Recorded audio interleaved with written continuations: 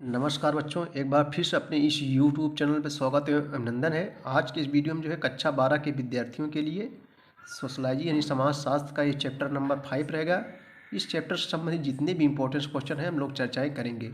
बच्चों यह जो है NCERT रहेगा और सभी बोर्ड के विद्यार्थियों के लिए इंपॉर्टेंस है। तो आइए सबसे पहले हम लोग बहुविकल्पी क्वेश्चन देखेंगे। जो है देखो, जो भी इंपॉर्टेंस बहुविकल्पी है सब उस पर चर्चाएँ करेंगे। तो पहला क्वेश्चन देखो, बहुविकल्पी किसने कहा कि राज्य एक ऐसा निकाय होता है जो एक विशेष क्षेत्र में विधि सम्मत एकाधिकार का सफलतापूर्वक दावा करता है। तो यहाँ सही है बच्चों, हो जाएगा दा हो जाएगा मैक्स वेबर। निम्न में से कौन एक समुदाय की विशेषता नहीं है?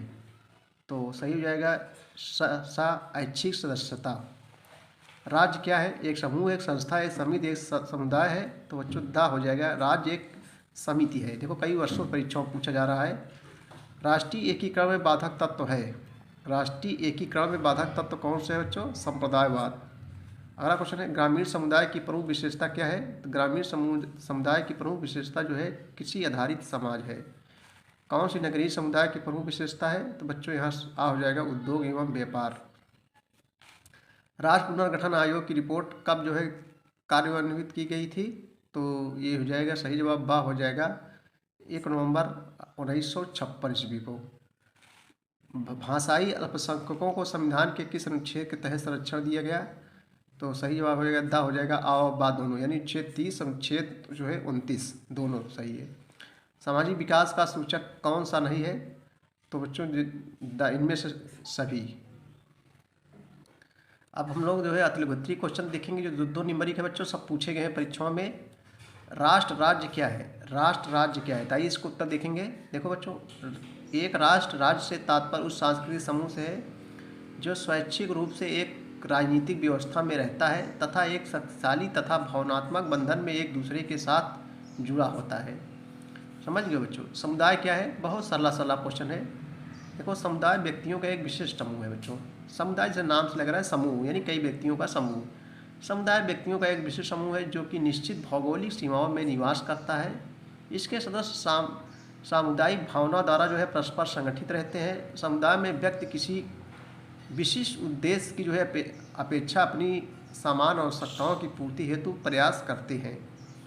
राष्ट्रवाद से आप क्या समझते हैं? देखो सब पूछा गया है परीक्षाओं में। राष्ट्रवाद से आप क्या समझते हैं? राष्ट्रवाद का अर्थ है कि राष्ट्र के प्रति निष्ठा, उसकी प्रगति और उसके प्रति सभी नियम और आदर्शों को बनाए रखने का सिद्धांत है। राष्ट्रवाद उस विश्वास को कहते हैं जिसके द्वारा प्रत्येक राष्ट्र को यह अधिकार है कि जिस भूभाग पर सदियों से रहते हैं उस पर वे जो है स्वतंत्र रूप से शासन कर सकें। समझ बच्चों? अगला क्वेश्चन देखिए हम लोग जो है। देखो अगला क्वेश्चन जो है नेक्स्ट क्वेश्चन देखेंगे, बहुत इंपॉर्टेंट, कई वर्षों परीक्षाओं पूछा जाता है, हर साल पूछा जाता है बच्चों परीक्षाओं में। देखो क्वेश्चन है, संप्रदायवाद या सांप्रदायिकता से आप क्या समझते हैं? समझ रहे हो? और अथवा सांप्रदायिकता को परिभाषित कीजिए। अथवा करके देखिए, चाहे इसको चाहे इसको चाहे इसको। सांप्रदायिकता का क्या अर्थ है? तो बच्चों हम लोग सांप्रदायिकता सबसे पहले समझेंगे सांप्रदायिकता किसे कहते हैं। देखो, जब व्यक्ति अपने व्यक्तिगत धर्म की बात करता है, यानी अपने धर्म को ही बढ़ावा देता है, सिर्फ अपने धर्म की प्रचार प्रसार करता है, अपने धर्म की बात करता है और दूसरों को धर्म को जो है मतलब कुछ नहीं समझता, तो वही संप्रदायवाद वहीं से उत्पन्न हो जाता है। समझ रहे बच्चों? तो आप लोग समझ गए होंगे। देखो उत्तर देखेंगे हम लोग। संप्रदायवाद आंतरिक विश्वासों तथा दूसरों की तुलना में स्वयं को श्रेष्ठ मानने वालों की एक आक्रामक विचारधारा है। समझ गए ना? अभी जो बताया उसी मॉडल है, जो कि बच्चों धार्मिक पहचान पर आधारित होती है। यह एक अद्भुत इसको छोड़ो, यह एक सार्वजनिक विचारधारा भी है जो कि धर्म के साथ जुड़ी है। सांप्रदायिकता को परिभाषित करते हुए विंसेंट स्मिथ ने कहा है, एक सांप्रदायिक व्यक्ति या व्यक्ति समूह वह है जो कि प्रत्येक धार्मिक अथवा भाषाई समूह एक ऐसी पृथक मन अलग सामाजिक तथा राजनीतिक इकाई मानता है जिसके हित अन्य समूहों से पृथक होते हैं और उनके विरोधी भी हो सकते हैं। ऐसे ही व्यक्तियों अथवा व्यक्ति समूह की विचारधारा से को संप्रदायवाद या सांप्रदायिकता कहा जाएगा। धर्मनिरपेक्ष क्या है बच्चों? ये बहुत इंपॉर्टेंट है, बहुत सरला भी है।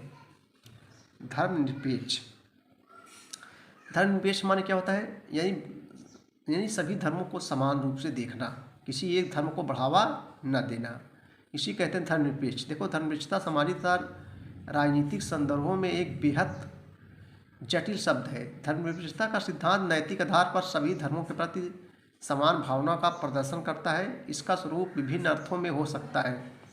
नंबर 1, राज्य धर्म से पृथक रहता है यानी अलग रहता है, जैसे पश्चिमी समाज। नंबर 2, राज्यों द्वारा किसी भी धर्म के प्रति भेदभाव नहीं करने का सिद्धांत। नंबर 3, राज्य द्वारा धर्म के मामलों में उदासीनता अथवा तटस्थता का जो है भाव। कुछ क्वेश्चन बच्चों और हम देख लेंगे। बात उत्तरी नगरीय समाज की 3 विशेषताएं लिखिए। देखो कई वर्षों से पूछे जा रहे हैं भी और बहुत इंपॉर्टेंस है। नगरीय समाज की जनसंख्या बच्चों ग्रामीण समाज की तुलना में जो है अधिक होती है। किसी इतर व्यवसायों पर नगरीय समाज की निर्भरता के चलते इनका जीवन स्तर ग्रामीण समाज की तुलना में उच्च होता है। इतर माने होता है बच्चों भिन्न होता है। नंबर 3, नगरीय समाज विभिन्न संस्कृतियों का केंद्र होता है। अगला क्वेश्चन देखेंगे, राजनीतिक अराजकता के कारणों का उल्लेख कीजिए। तो किसी देश में कमजोर और भ्रष्ट सरकार के विरुद्ध जनता का जनाक्रोशपूर्ण आंदोलन। नंबर 2, विपक्षी राजनीतिक दलों द्वारा जाति और धर्म आधारित मुद्दों को लेकर लोगों के बीच दुष्प्रचार करना। अब बच्चों हम लोग जो है लघुत्तरीय प्रश्न देखेंगे, जो इम्पोर्टेंस लघुत्तरीय प्रश्न है। तो आइए देखते हैं लघुत्तरीय प्रश्न। सबसे बच्चों लघुत्तरीय क्वेश्चन देखेंगे हम लोग। 5 नंबर को आपको मिलेगा। देखो कई वर्षों से भी परीक्षाओं जो वो इम्पोर्टेंस है बच्चों उसको हम पढ़ा रहे हैं। भारतीय समाज में धर्म के महत्व की जो है विवेचना कीजिए। आइए इसका हम लोग उत्तर देखेंगे। भारतीय समाज के धर्म के महत्व के निम्नलिखित महत्व है। धर्म के निम्न महत्व है। नंबर 1, धर्म सामाजिक संगठन को आधार प्रदान करता है। नंबर 2, धर्म सामाजिक नियंत्रण का प्रभावपूर्ण साधन है। नंबर 3, धर्म अस्तित्व के विकास में सहायक है। नंबर 4, धर्म व्यक्ति को भावनात्मक सुरक्षा प्रदान करता है। नंबर 5, धर्म सामाजिक एकता में सहायक होता है। धर्म सामाजिक नियम और नैतिकता को पुष्ट करता है। धर्म सामाजिक परिवर्तन का नियंत्रण करता है। धर्म आर्थिक विकास में सहायक होता है। धर्म से सद्गुणों का विकास होता है। धर्म की पवित्रता की भावना को जो है जन्म देता है बच्चों। अब बच्चों हम लोग जो है दीर्घ उत्तरीय प्रश्न देखेंगे। लॉन्ग क्वेश्चन यानी 8 नंबर या 10 नंबर का आपका रहेगा। तो आइए दीर्घ उत्तरीय प्रश्न में देखेंगे इंपॉर्टेंस क्वेश्चन। हिंदू समाज की 4 सर्वाधिक प्राचीन संस्थाओं का वर्णन कीजिए बच्चों। तो आइए इसका हम उत्तर देखेंगे। देखो जात के निर्धारण बच्चों जन्म से होता है। एक बच्चा अपने माता पिता की जात में पैदा होता है। जात कभी अपनी पसंद का विषय नहीं रही है। कोई अपनी जात का कोई अपनी जात को बदल नहीं सकता, ना छोड़ सकता है और ना ही किसी दूसरी जात को अपना सकता है। हालांकि इस तरह के उदाहरण भी हैं कि व्यक्तियों को जात से निकाल भी दिया जाता है। नंबर 2, जात के सदस्यों के बीच विवाह संबंधी बड़े ही सख्त कानून होते हैं। जातिगत समूह साजाती होते हैं। विवाह जात के सदस्यों के बीच ही किए जाने का सख्त नियम होता है। लेकिन कुछ लोग अब ऐसा सिस्टम नहीं बच्चों, और दूसरे जाति में लोग शादी कर रहे हैं, लेकिन जो है थोड़ा कठिनाई उठानी पड़ती है। समझ रहे हो ना? हाँ। नंबर 3, जात के सदस्यों के बीच खान पान तथा कपड़े इत्यादि के पहनावों को लेकर भी नियम होते हैं। किस तरह से खाना खाया जाए अथवा ना खाया जाए या फिर किसके साथ खाया जाए, इसका निर्धारण भी जात के द्वारा ही दिया जाता है। समझ रहे हो? अगला है, आस्था तथा अवस्था के अनुरूप जातियाँ अधिक्रम में व्यवस्थित होती हैं। सिद्धांतः हर व्यक्ति को जात के अधिक्रम होती है तथा जातियों के अधिक्रम में प्रत्येक जात का एक निश्चित स्थान होता है। यद्यपि अधिक्रम की व्यवस्था बहुत सी जातियों के मामले में क्षेत्र के अनुसार भिन्न भिन्न हो सकती है, किंतु अधिक्रम विद्यमान हर जगह होता है। आदि मतलब कर्म अनुसार।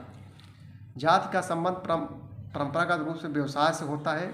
जो व्यक्ति जिस जात में पैदा होता है वह उसी व्यवसाय को अपना सकता है, अतः उनके व्यवसाय वंशानुगत थे। यह पीढ़ी दर पीढ़ी चलता है। दूसरी तरफ किसी जात विशेष के व्यवसाय में दूसरी जात के लोगों का जो है प्रवेश क्या है वर्जित था जो है।